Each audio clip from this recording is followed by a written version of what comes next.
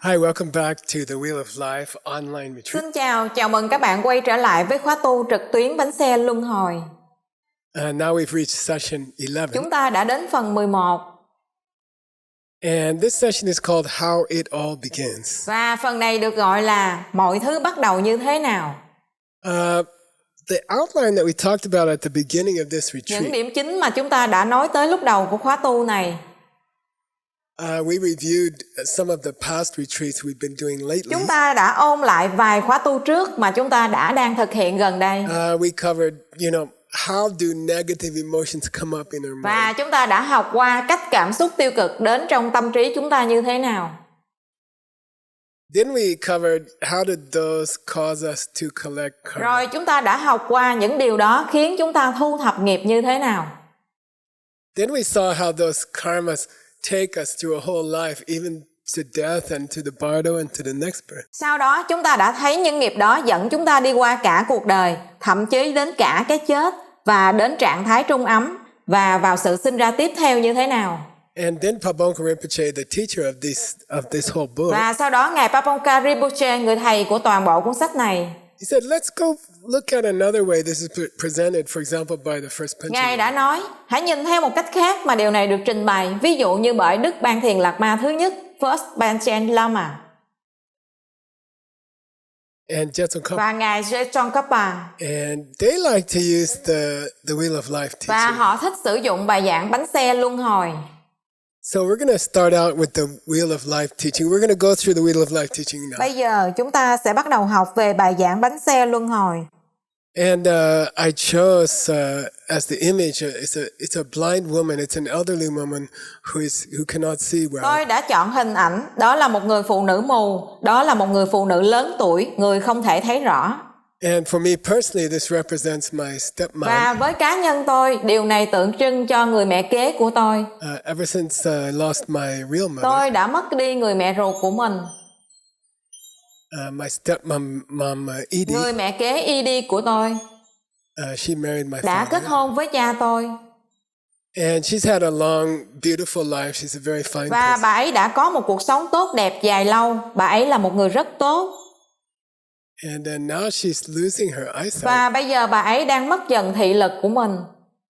And they did many operations. Họ đã làm nhiều cuộc phẫu thuật. And they say now they cannot fix Và it. họ nói bây giờ họ không thể chữa được nó. And she's slowly becoming Và blind. bà ấy dần dần trở nên mù lòa. I spoke to her 2 days Tôi ago. đã nói chuyện với bà ấy 2 ngày trước. And she keeps falling down. She keeps tripping on Và bà things. ấy đang suy sụp và bà ấy hụt hẫng về nhiều thứ. She has trouble seeing steps, for Ví example. dụ như bà ấy gặp rắc rối với việc thấy đường bước đi. Then I have another close friend. I'm going to show you his picture now. His name is Theo. Rồi tôi có một người bạn thân khác, tôi sẽ cho các bạn xem tấm hình của người bạn ấy. Bây giờ tên của nó là Theo. He's kind of our son, Veronica and me. That's our Nó son. như là con trai của chúng tôi, Veronica và tôi, đó là con trai của chúng tôi. And he's an old Và dog nó là một con chó già that somebody kind of dumped him on mà us. người nào đó đã vứt bỏ cho chúng tôi. And we're afraid that those people would kill him. Và chúng tôi sợ rằng những người đó sẽ giết nó. So we agreed to take Vì him. vậy chúng tôi đã đồng ý nhận nó. And the problem is, I don't know if you can see, but he's blind. Và vấn đề là tôi không biết liệu các bạn có thể nhìn thấy, nhưng nó mù. He's also deaf. Nó cũng điếc nữa. So his life is very difficult. Vì vậy cuộc sống của nó rất khó khăn. You see another picture of him here, Các bạn xem một tấm ảnh khác của nó ở đây, outside our house. bên ngoài căn nhà của chúng tôi. And he's headed towards a big piece of wood. Và nó cứ hướng đầu về một tấm gỗ lớn. And we have to catch him because he will hit his head. Và chúng tôi phải chụp lấy nó vì nó sẽ tông cái đầu của nó vào. So these blind people, blind animals, Vì vậy những người mù, những con vật bị mù, they have họ trouble gặp rắc rối. because they cannot see. Bởi vì họ không thể thấy được. They get into Và danger. họ gặp nguy hiểm. Dangerous situations happen. Những to tình huống nguy hiểm xảy ra với họ. them. And that's the story of the first link of the Wheel of Đó Life. là câu chuyện của nhân duyên đầu tiên của bánh xe luân hồi. And here we see the first picture of the wheel. Ở đây chúng ta thấy tấm ảnh đầu tiên của cái bánh xe luân hồi. And it's a painting of a blind man with a stick. Và nó là một bức tranh về một người đàn ông mù với một cây gậy. And this, in the wheel of life, represents the first link in the wheel, the first of the 12 Trong links. bánh xe luân hồi nó tượng trưng cho nhân duyên đầu tiên của 12 nhân duyên. Which is called misunderstanding. Nó được gọi là sự hiểu sai. And people have called it ignorance, Mọi người đã gọi nó là sự không hiểu biết. which is sort of a translation of the Sanskrit, which is Đó avidya, là một kiểu dịch ngắn của tiếng Phạn là avidya. which literally means not seeing. Means Theo not. nghĩa đen là sự không thấy, a nghĩa là không. Vidya is related to video, which means to see. Vidya là liên quan đến truyền hình, nghĩa là thấy.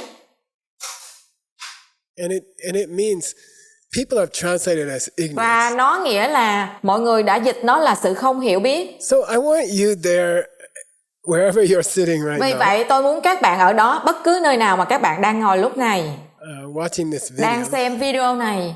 I'd like you to think for a minute about the Tôi difference. muốn các bạn hãy suy nghĩ một phút về sự khác nhau What's the difference between the word ignorance and the word giữa misunderstanding? từ sự không hiểu biết và từ sự hiểu sai. And in the Abhidharma, which Stanley again is translating, Và trong cuốn Vi Diệu Pháp mà Stanley đang dịch, he's scheduled to finish in 26 years. anh ấy đã lên lịch trình để hoàn thành trong 26 năm. It says ignorance, if you think about it, is, for example, like you don't know a certain person. Có nói sự không hiểu biết, nếu các bạn nghĩ về nó là ví dụ như khi các bạn không biết về một người nhất định. So I was thinking about a friend in my college time named Tom. Vì vậy tôi đang nghĩ về một người bạn ở thời đại học của tôi tên là Tom. And I asked Stanley, do you know Vì Tom? thế tôi đã hỏi Stanley, bạn có biết Tom không? He said, no, Geshe, I wasn't even born at that time. Stanley nói không, thầy Geshe-la, con thậm chí còn chưa sinh ra thời điểm đó mà. So that's not knowing Tom. Vậy đó là sự không biết Tom. Avidya or ignorance. Avidya hoặc sự không hiểu biết. And I just don't know him. Tôi chỉ không biết anh ấy. That's one kind of not Vì knowing. vậy đó là một dạng của sự không biết. But if I say to Stanley, do you know Tom? Nhưng nếu tôi nói với Stanley, bạn có biết Tom không? And I'm thinking about the Tom that I knew when I was in college. Và tôi đang nghĩ về cậu Tom đó, người mà tôi đã biết khi tôi còn ở trường đại học.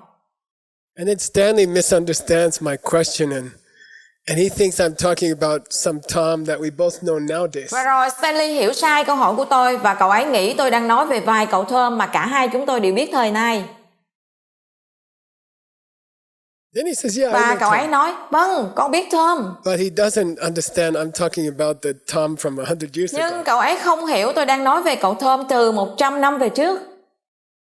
So now it's Vì different. vậy bây giờ nó khác nhau. In the first case, Trong trường hợp đầu tiên, I said, do you know the Tom that was in my college? tôi đã nói, bạn có biết cậu Tom ở trường đại học của tôi không?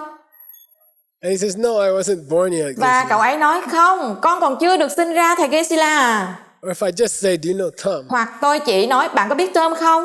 And then Stanley makes a Và mistake. rồi Stanley có một sự nhầm lẫn. And he thinks I'm talking about another Và Tom. cậu ấy nghĩ rằng tôi đang nói về một cậu Tom khác. That's a Đó misunderstanding. là một sự hiểu sai. And that's different from not knowing Tom. Và điều đó thì khác với việc không biết Tom. In the first case, ignorance or not Trong knowing, trường hợp đầu tiên, sự không hiểu biết hoặc sự không biết, it's just that you don't know this chỉ person. là các bạn không biết về người này. But with misunderstanding, Nhưng với sự biết sai, sự hiểu sai, it's more thì dangerous. nó nguy hiểm hơn. So for example, he might go to that Tom, the new Tom, and say, "Oh, Geshe-la says you went to college Vì together." vậy, ví dụ như là cậu ấy có thể đi đến Tom mới đó và nói, ô, Geshe-la nói các bạn đã học đại học cùng với nhau. That Tom will get upset. I wasn't even born at that time. Cậu Tom đó sẽ bực bội, tôi thậm chí còn chưa được sinh ra vào thời điểm đó. So it's easy to imagine this picture of a blind person or a blind dog Vì thế, dễ dàng để hình dung bức ảnh của một người mù hoặc một con chó mù này. Their life is a kind of darkness. Cuộc sống của họ là một loại bóng tối. They cannot even see Tom, for Ví example. dụ, họ thậm chí không thể nhìn thấy Tom. But that's not actually what we're talking about in the wheel of life. Nhưng đó vẫn không phải là điều mà chúng ta thực sự nói về trong bánh xe luân hồi. We're talking about you misunderstand. So really, it's not that you're blind. It's that you are seeing something that's not there. Chúng ta đang nói về việc các bạn hiểu sai như thế nào. Vậy nên thực ra nó không phải là việc các bạn mù. Nó là việc các bạn đang nhìn vài thứ mà không ở đó. And then you get in trouble because the whole topic we are covering in the Lamrim right now is how you get in trouble. Và sau đó các bạn chìm trong phiền não bởi vì toàn bộ chủ đề chúng ta đang học trong phần Lamrim ngay bây giờ là các bạn chìm trong phiền não như thế nào.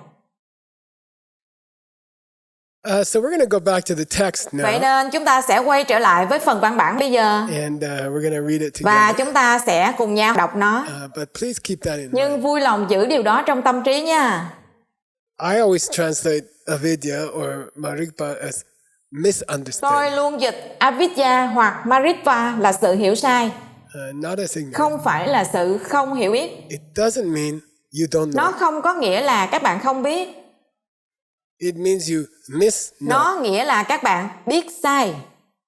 You think you know, but you don't know. Các bạn nghĩ các bạn biết nhưng các bạn không biết. And that's more Và dangerous. điều đó thì nguy hiểm hơn. Okay, here we go with the Được text. rồi, chúng ta vào văn bản nào. Tambo marikpani means let's talk about the first of the 12 links. Tambo Maritpani có nghĩa là hãy nói về nhân duyên đầu tiên trong 12 nhân duyên.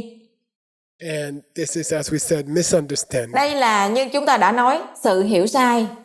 Then Pablo Grimje says, Korwar korwe tsawa Và yin. sau đó Ngài Paponka Rinpoche nói, It means this is the main cause or the root of why we are circling around the circle of suffering life. nó có nghĩa là đây là nguyên nhân chính hoặc gốc rễ của việc tại sao chúng ta lại trầm luân trong vòng tròn của cuộc sống đau khổ, vòng luân hồi.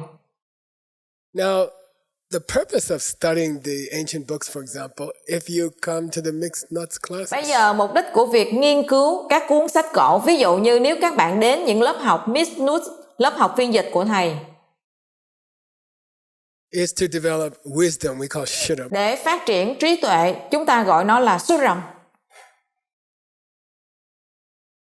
In Sanskrit, it's called prajna. Trong tiếng Phạn được gọi là Pranya. And in China, it came to be pronounced boro boro bonomido boro. Và ở Trung Quốc, các bạn biết đấy, nó được phát âm là Piropulomido. So this wisdom, Vì vậy, trí tuệ này, it has a special meaning in Buddhism. Wisdom in general in English is like the intelligence of an old man from living a long life.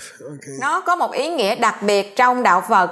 Trí tuệ nói chung, trong tiếng Anh giống như là sự thông thái của một người lớn tuổi có được từ việc sống lâu.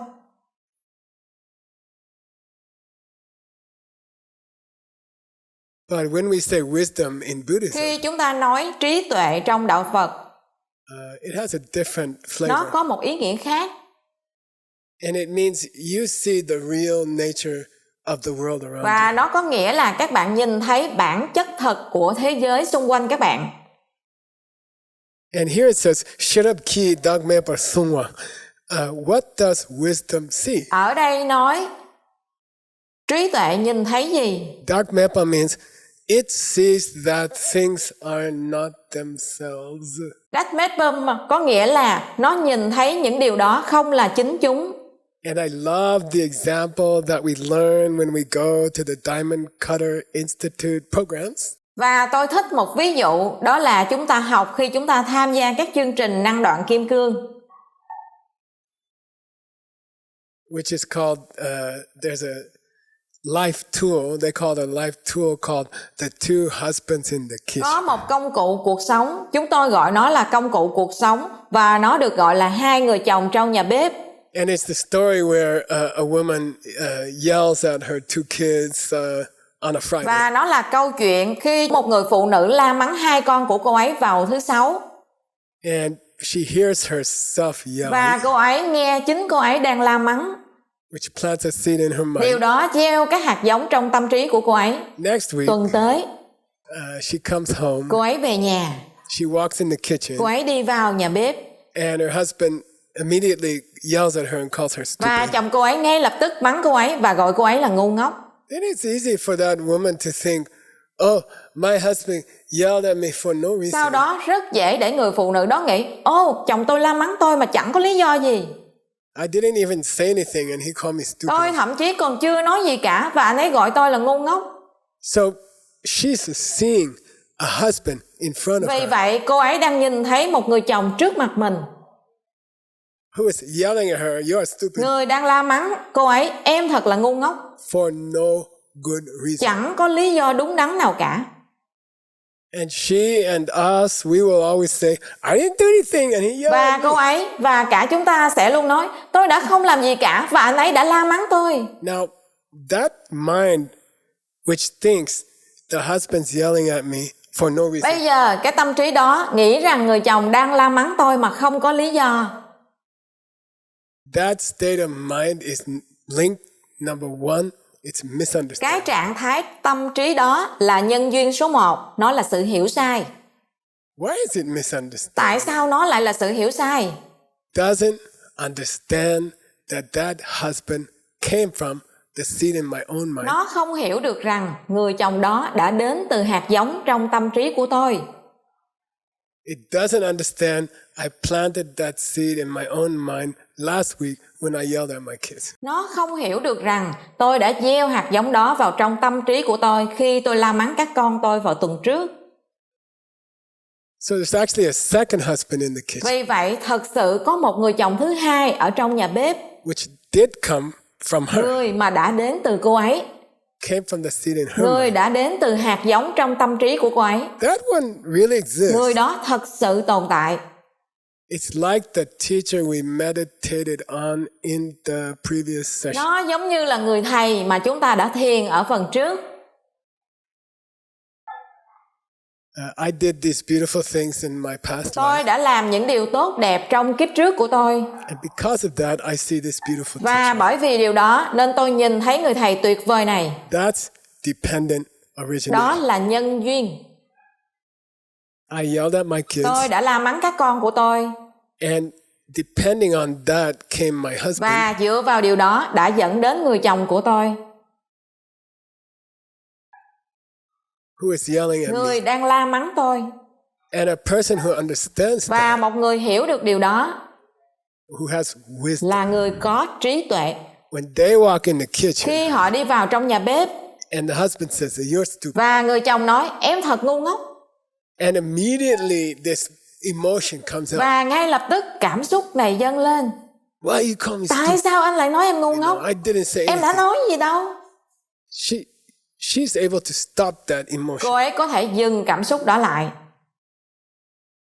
because she attended the online Wheel of Life bởi retreat. vì cô ấy đã tham dự khóa tu trực tuyến bánh xe luân hồi. She understands that husband who is not her fault is not Cô ấy real. hiểu được người chồng đó, người mà không phải là lỗi của cô ấy, là không có thật.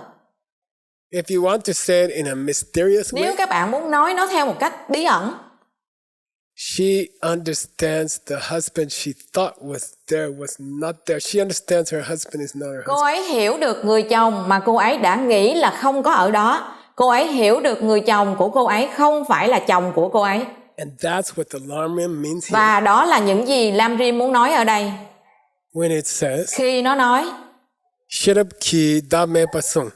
Your wisdom perceives trí tuệ của các bạn hiểu ra that the person is not the person. rằng một người không phải là một người. Now you know what that means. Bây giờ các bạn biết điều đó nghĩa là gì? The person who didn't come from you in the kitchen is not a person. Người mà đã không đến từ các bạn trong nhà bếp không phải là một người. Now there's an important word here, law, Bây L-A. giờ có một từ quan trọng ở đây là LA. It's not Los Angeles. Okay? Nó không phải là Los Angeles được chứ. It means but. Nó có nghĩa là nhưng. Okay. Wisdom understands the husband in the kitchen who yells at me for no reason doesn't exist. Trí tuệ hiểu được người chồng trong nhà bếp, người la mắng tôi vô cớ không tồn tại. But misunderstanding. Nhưng sự hiểu sai, Link number one in the Wheel of nhân Life. duyên số 1 trong bánh xe luân hồi. It says, Why he's yelling at me? I didn't do Nó nói, anything. tại sao anh ấy lại la mắng tôi đã không làm gì cả. It's looking at the husband completely wrong. Nó đang nhìn vào người chồng một cách hoàn toàn sai. It is misunderstanding the Nó husband. đang hiểu sai về người chồng. Then at the same moment, Rồi vào cùng thời điểm, it's a misunderstanding everything in the kitchen also. nó cũng đang hiểu sai mọi thứ trong nhà bếp. The refrigerator. Cái tủ lạnh, Who paid for the refrigerator? ai đã trả tiền cho cái tủ lạnh? How did I get the money for the refrigerator behind my husband right Làm now? thế nào tôi đã có tiền cho chiếc tủ lạnh đằng sau ông chồng của tôi ngay bây giờ? Shut up, Nói wisdom. ra, trí tuệ. It Nó understands. hiểu rằng, I helped another person buy something for their home, therefore I have a refrigerator. tôi đã từng giúp ai đó mua thứ gì đó cho căn nhà của họ, vì vậy tôi có một chiếc tủ lạnh. But Nhưng misunderstanding sự hiểu sai looks at the lại nhìn refrigerator. vào chiếc tủ lạnh. That's my Đó refrigerator. là chiếc tủ lạnh của tôi. Tại Why? sao? I work for money. I bought Tôi that đã làm việc để có tiền. Tôi đã mua chiếc tủ lạnh đó. It comes from the store. Nó đến từ một cửa hàng. Now, if you don't understand that your husband yelling is coming from you, Bây giờ nếu các bạn không hiểu rằng người chồng đang la mắng đang đến từ các bạn, and if you don't understand that you got the refrigerator in your kitchen because you helped someone else to get something, nếu không hiểu rằng các bạn đã có chiếc tủ lạnh trong bếp vì các bạn đã giúp ai đó, then you'll get angry about that husband. rồi thì các bạn sẽ giận dữ với người chồng đó. And if someone tries to take your refrigerator, you will Và fight. nếu ai đó cố để lấy chiếc tủ lạnh của các bạn thì các bạn sẽ chiến đấu với họ. Then you are living in the wheel of life, and the wheel of life is always, the name of the wheel of life is suffering wheel of Rồi life. các bạn sẽ sống trong bánh xe luân hồi, và bánh xe luân hồi thì luôn luôn tên của bánh xe luân hồi là vòng đau khổ của cuộc đời. Okay, so now we can go to the text. Được rồi, bây giờ chúng ta có thể học phần văn bản. Marikpe, misunderstanding things like this. Sự hiểu sai về mọi việc giống như thế này. That husband Người chồng đó comes from his side. đến từ phía anh ấy. He decided to get Anh ấy angry. đã quyết định tức giận. Calm means or, cholamikpa means or looks at, this cho doesn't mean Kham là dharma. hoặc, cholamene hoặc nhìn vào, chô không là pháp. It means an object in the kitchen, Nó có nghĩa là một vật trong nhà bếp, like the refrigerator. giống như chiếc tủ lạnh. That came from the store. Nó đã đến từ cửa hàng. I bought it with my money. Tôi đã mua nó bằng tiền của tôi. The misunderstanding doesn't understand that I have a refrigerator because I got money, because I helped other people to get money. Sự hiểu sai không hiểu được rằng tôi có một chiếc tủ lạnh bởi vì tôi có tiền, bởi vì tôi đã giúp người khác có tiền. Then Rangit Chenike Drupa Zin, it holds that the husband exists out there from his own side. Sau đó, nó có nghĩa là người chồng tồn tại ngoài kia đến từ phía anh ấy. And it holds that the refrigerator exists out there from its own side. Và nó có nghĩa là chiếc tủ lạnh tồn tại ngoài kia đến từ phía chính nó. And the pen is coming from the Và cây bút đang đến từ phía cây bút. Then Rikpa Yeshitan Jintang Ngungel, those two states of mind are in direct contradiction. Sau đó, hai trạng thái đó của tâm trí thì mâu thuẫn trực tiếp. Wisdom says, Trí tuệ nói, my husband's yelling at me because I yelled at my kids last week. người chồng đang la mắng tôi bởi vì tôi đã la mắng các con tôi tuần trước. Wisdom says, Trí tuệ nói, I have a refrigerator in my kitchen because I helped someone else to get some money. tôi có chiếc tủ lạnh trong nhà bếp của mình là bởi vì tôi đã giúp ai đó kiếm được một ít tiền. Ignorance things. Sự không hiểu biết nghĩ. Sorry, misunderstanding things. Xin lỗi, sự hiểu sai nghĩ. He's yelling at me for no reason. Anh ta mắng tôi vô cớ. And that refrigerator, I work for that Và refrigerator. chiếc tủ lạnh đó, tôi đã làm việc để có chiếc tủ lạnh đó. So there's two states of mind. Vậy nên có hai trạng thái tâm trí. And one of them is completely mistaken. Và một trong số chúng là sự hiểu sai hoàn toàn. Therefore, Vì vậy, we call it misunderstanding. chúng ta gọi nó là hiểu sai. And it's kind of like they ni momba longwa tabu shigo. And that's a Và similar nó thì giống như, và điều đó thì tương to tự. a person who doesn't know what's going on at all. They are completely blind like my dog Theo. Đối với một người mà không biết điều gì đang xảy ra cả, họ hoàn toàn mù giống như con chó Theo của tôi. And if you are blind in this way, if you are blind about what's real, Nếu các bạn bị mù theo cách này, bị mù về thứ gì là thật. my blind stepmom, she falls off steps, and recently she cut open her chin. Mẹ kế mù của tôi gần đây bà ấy bị trượt chân và bà ấy bị rách cằm của mình. And my blind dog, he walks around the house and he hits his head on the wall. Và con chó mù của tôi, nó đi xung quanh nhà và nó đập đầu vào tường. Those people who don't have wisdom, Những người mà họ không có trí tuệ, who misunderstand the husband and the refrigerator, những người hiểu sai về người chồng và cái tủ lạnh, in that sense they are blind. họ bị mù theo nghĩa đó.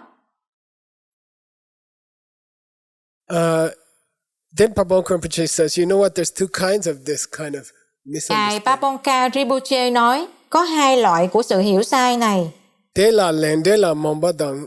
Some people don't understand karma. Một số người thì không hiểu về nghiệp. They don't understand the husband came from what they did Họ before. không hiểu được người chồng đã đến từ những gì mà họ đã làm trước đây. They don't even know about Họ karma. thậm chí còn không biết về nghiệp.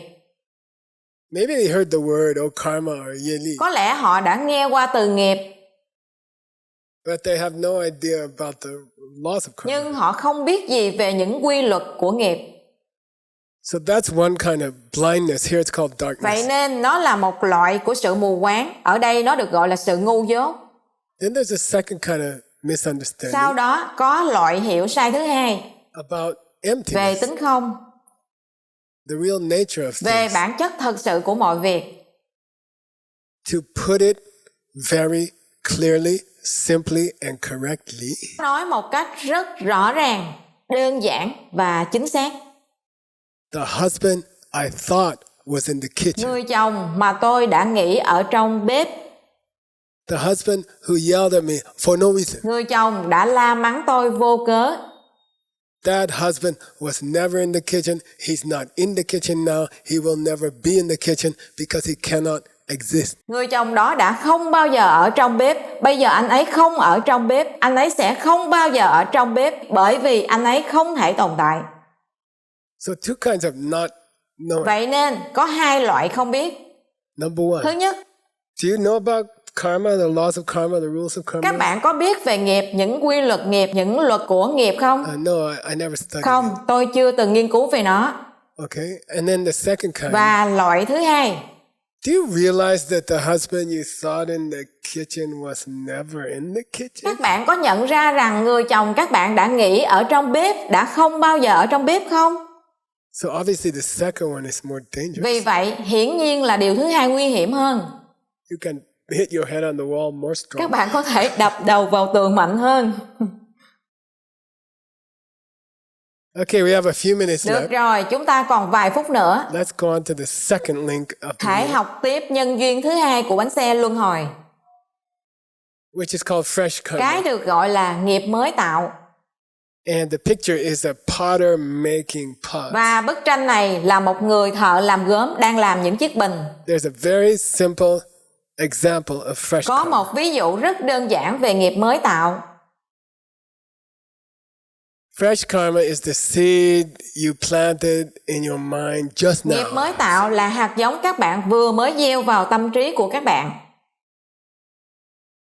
In the kitchen, your husband called you stupid. Ở trong bếp, người chồng đã gọi các bạn ngu ngốc. And you say, I'm not stupid, you're stupid. Và các bạn đã nói, em không ngu ngốc, anh mới là đồ ngu ngốc. Your misunderstanding about the husband just caused you to do link number one caused link number two. Sự hiểu sai về người chồng chỉ khiến các bạn tạo ra nhân duyên 1 gây ra nhân duyên 2. And you made a fresh Và karma. các bạn đã tạo ra một nghiệp mới. Now Stanley, for $100. Bây giờ Stanley có câu hỏi phần thưởng $100. Sẵn sàng rồi chứ? Let me think about it. Để tôi nghĩ về câu hỏi. I forgot the question. Tôi quên mất câu hỏi rồi. Let me think about it. Yeah. So Đúng rồi.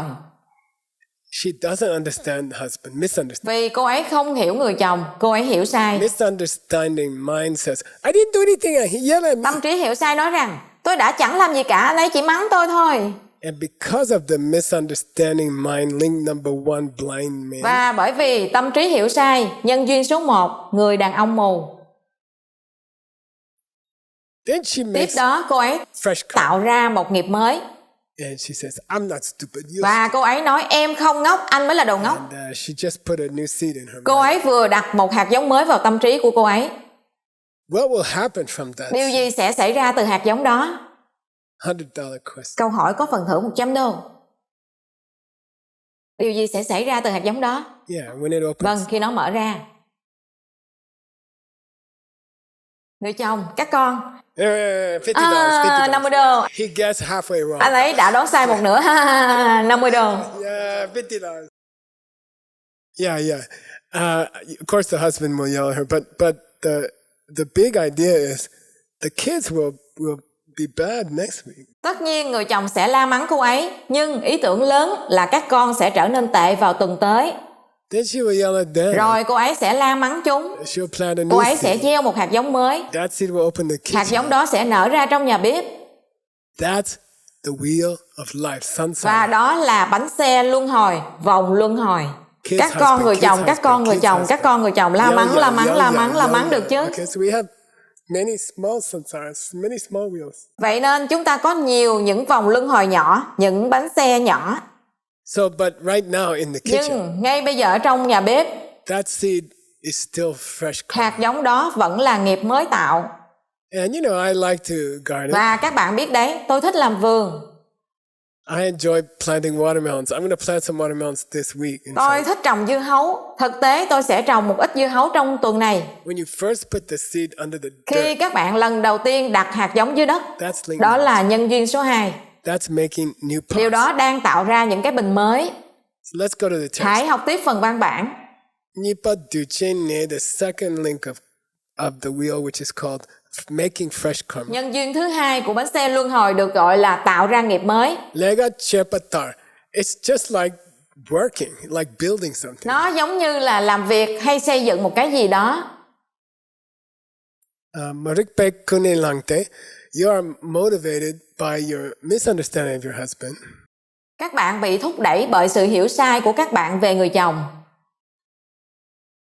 And then you do things. Sau đó các bạn làm những việc này. Yangsi pombongomba duchepe lechepe yimbe, and you do karma, which is going to produce a new body and mind for you in the next. Và các bạn tạo ra nghiệp mà sẽ tạo ra một cơ thể và tâm thức mới cho các bạn trong kiếp sau.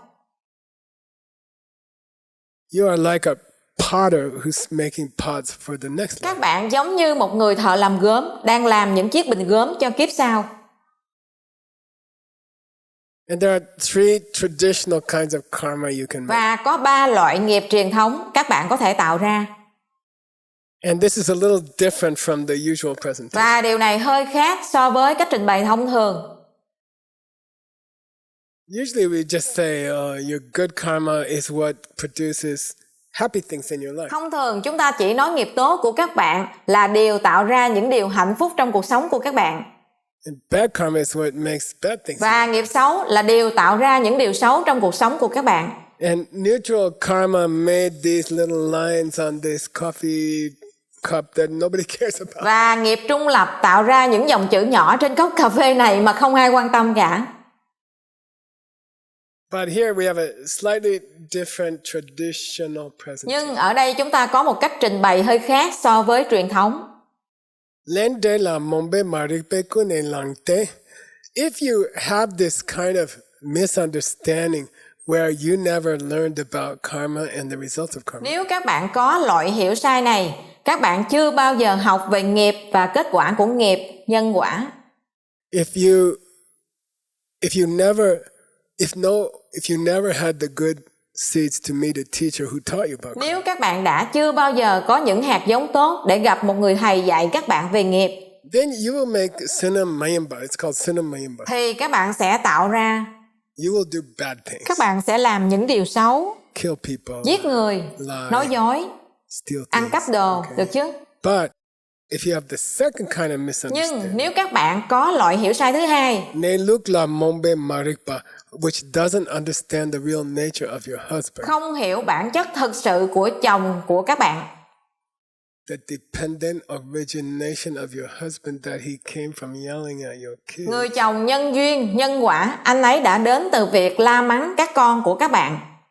That's a different kind of misunderstanding. Đó là một loại hiểu sai khác. And it's possible those people can do good deeds also. Và những người đó cũng có thể làm những việc tốt. So there's such a thing as good deeds which your mom taught you to do, but you don't understand karma. Có một việc như những việc tốt mà mẹ các bạn đã dạy cho các bạn làm, nhưng các bạn không hiểu về nghiệp. So you do good things. Vậy nên các bạn làm những điều tốt. They're called dirty good karma. Chúng được gọi là nghiệp tốt không tinh khiết. You don't understand what you're doing and you do it. Không hiểu những gì các bạn đang làm và các bạn vẫn làm việc đó.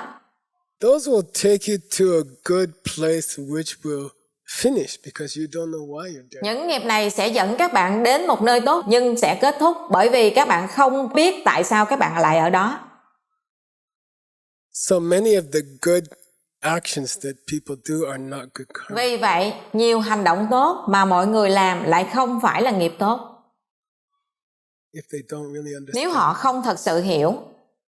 So these three words in Tibetan, sunam, Vì vậy, ba từ này trong tiếng Tây Tạng là sunam, non-sunam, không sunam. and then we call unshifting karma, karma which will not detour to another place. Và chúng ta gọi nó là nghiệp không dịch chuyển, nghiệp mà sẽ không đi vòng tới nơi khác. The first one is dirty good karma. Đầu tiên là nghiệp tốt không tinh khiết. Yeah, you're gonna go someplace pretty good, Đúng rồi, các bạn sẽ đi tới đâu đó khá tốt, but you will suffer there also. nhưng các bạn cũng sẽ chịu khổ ở đó. Then, or you do bad karma, Hoặc các bạn làm nghiệp xấu. and it doesn't matter where you go. For example, you will go to what we call the desire, Không quan trọng là các bạn đi đâu, các bạn sẽ đến cõi dục giới and you will suffer there. và các bạn sẽ đau khổ ở đó. But there's a kind of a pretty strong good karma. Nhưng có một loại nghiệp tốt khá mạnh. Here it's called miyoile. Ở đây nó được gọi là It will take you to the form realm or the formless realm, which we talked about. nó sẽ đưa các bạn đến cõi sắc giới hoặc cõi vô sắc giới mà chúng ta đã nói đến rồi. And that karma is so good that it's so strong that it won't detour. Và nghiệp đó thì rất tốt, rất mạnh mà nó sẽ không đi vòng quanh. But still it's a suffering. Nhưng nó vẫn là một nghiệp đau khổ. Okay, so there we have the first two Được links. rồi, vậy là chúng ta có hai nhân duyên đầu tiên. Don't understand your husband. Các bạn không hiểu chồng các bạn. So you yell back. Vì vậy các bạn la mắng lại anh ấy. Now what's that gonna cause? Điều đó sẽ gây ra điều gì? Find out in session 2. Hãy tìm hiểu trong phần 12. See you later and thank you, Stanley. Hẹn gặp lại các bạn và cảm ơn bạn Stanley.